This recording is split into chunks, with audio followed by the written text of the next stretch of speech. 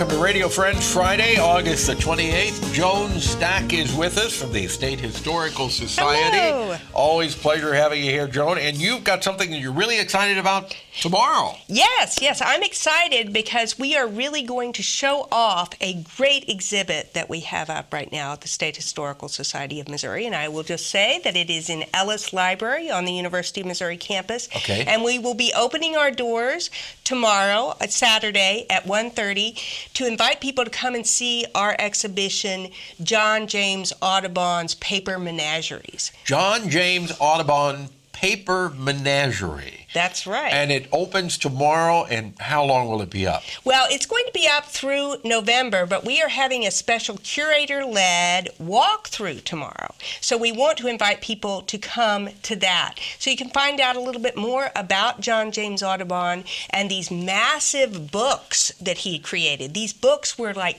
3 feet tall, 2 feet wide, wow, with images of birds and mammals from America. And this was a way that people would be introduced to these animals. So you would bring out your paper menagerie and you would look through these books and you would imagine that these animals were in your presence. The birds, for example, are all life-size. So it really is as though that bird is coming out of the page at you. They're very powerful images. How large are these books? Well, the original Birds of America was over 3 feet tall and 2 feet wide. So now, do you have... We have pages from the books. We don't have the book in toto. But you have original pages. We have original pages. And one that I brought for you today to look at is the passenger pigeon.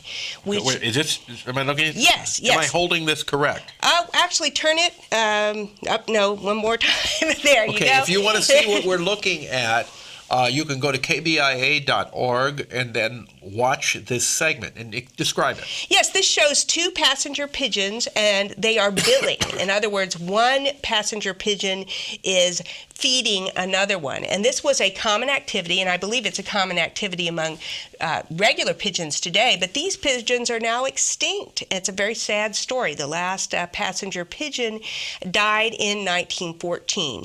But Audubon recorded them in the 1830s, and so this is a beautiful image by the artist of these now lost birds. Now you have another one over here. Yes, I actually have a picture of a taxidermied example of a passenger pigeon. And this is just it's a reminder of how fragile our ecosystem is. Because Audubon actually writes in his description of the passenger pigeon that they were so common that flocks would go overhead and block out the noonday sun. And he couldn't imagine that they would ever become extinct, and yet they did. He did foresee some problems for the passenger pigeon because they were already cutting down the trees. They tended to flock together, so if you cut down a forest, you were likely to destroy the habitat of large numbers of these passenger pigeons. So Audubon foresaw some problems, but he couldn't imagine that they could ever become extinct, but indeed they did. So it's a reminder that we must be careful to preserve these species. They're such beautiful birds. Oh my God. And now, what about the buffalo? Yes, the bison. Now, Audubon is most famous for his images of birds, but he also created a book of the mammals of North America. And one of the most popular ones is, of course, the bison. And Audubon foresaw the possibility that they might become extinct. Now, that did not happen, though. It did not happen, luckily. However, they were overhunted. They did have loss of habitat. In fact, they did become extinct from Missouri. But luckily, they survive in the West.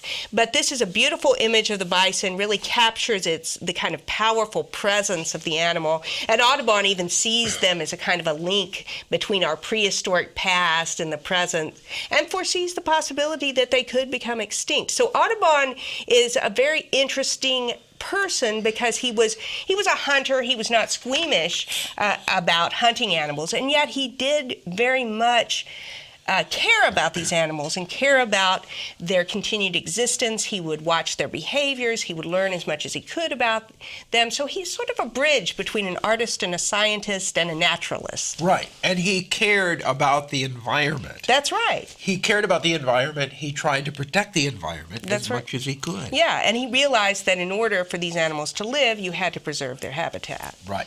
So when people come tomorrow, yes, they're going to be able to see firsthand what you are talking about yes, today. And we'll have we actually will have several examples of different books that Audubon produced. There was a smaller version. We have some of those on display. And in fact, the bird that we have in the small version of Birds of America, we've turned it to the page of the Carolina parakeet, which is another extinct bird that actually used to be common right here in mid-Missouri. The Carolina parakeet? They did, and they were beautiful green and yellow and red birds, and we even have reports from people who lived in the mid-Missouri area about seeing these birds. And this one woman who I think lived in the area of the Nifong home now talks about wanting to get one as a pet. So to think that we had a beautiful parakeet right here in mid-Missouri and that no longer exists. Those are extinct now, Those too. are extinct as well.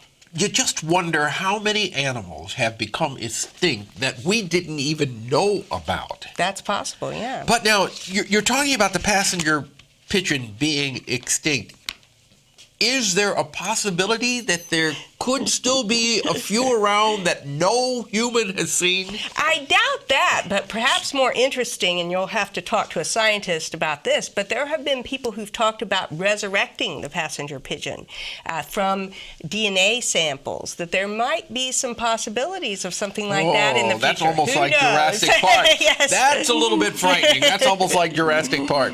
But if you want to be a part of this and walk through history, because that's what you're doing, the exhibit opens tomorrow. Yes, or at least our event it's already open. So if you want to come by and see it on your own, feel free. But at 1:30 on Saturday, we will have light refreshments. We'll have punch and cookies, a little cheese and crackers available, and you can come by. I will do we'll walk through the exhibit, talk about the individual pieces. It'll be about a 45-minute hour walkthrough. Okay, and that's at the State Historical Society, your location?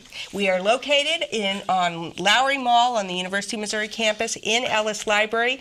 We do have a website, and the website address is shs.umsystem.edu. You got it. JOAN Stack, thank you so much for coming by. You are absolutely wonderful. Since I was losing my voice in that segment, the lady is a pro. She kept talking. And thank you, JOAN. Well, thank you. All right, JOAN Stack, State Historical Society, all-around good lady. Monday, we're going to find out about Hepatitis C Alliance and Bradford Farms. Our program directed by Travis McMillen, Reynolds Journalism Institute. Audio is Pat Akers from KBIA. Our floor director, Lowell Thomas, and our assistant producer and guest coordinator, Uncle James Bowder.